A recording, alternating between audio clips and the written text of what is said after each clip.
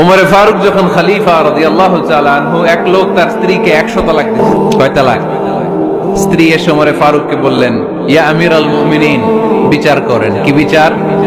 আমার স্বামী তো আমার 100 তালাক দিছে। কয় তালাক? ওমরে ফারুক বললেন, তোমার স্বামীকে ডেকে আনো। ডেকে আনা হলো। বলল, ঘটনা কি? তালাক দিবা 3টা, 100টা দিলা কেন? কয় রাগ হয়েছিল অনেক, মেজাজ গরম হয়ে গেছিল। ওমরে ফারুক বললেন, যাই, আর তালাক মিন শিআরিল্লাহ, তালাক হচ্ছে আল্লাহর শিয়ার, এটা কোরআনের আইন, এটা নিয়ে ফাইজলামি করলি কেন? এদিকে আয়, বিচার কর। জামাই বউরে বসায় তিনি বিচার করে দিলেন, 3 তালাকে তোর বউ তালাক, বাকি 97 তালাক তোর পিঠের উপর পড়বে। কই পড়বে? এবার জল্লাদ নিয়ে আসা হলো, চাবুক নিয়া, ওয়াহিদ, ইসনাইন, তালাতা, আরবা, খামসা, এক একটা চাবুক মারে আর সিল্লাত মেরা ওঠে স্বামী। কয় সব তালাক তোর পিঠের উপরে দিল। এরকম বিচার যদি ওমরে ফারুকের মতো বাংলার জমিনে থাকতো, একটা বদমাইশও খুঁজে পাওয়া যেত? লোয়ার ইউর অ্যাকশন, রেগে গেলে অ্যাকশন কমান্ড, ডাইরেক্ট অ্যাকশন মেরেন নাম।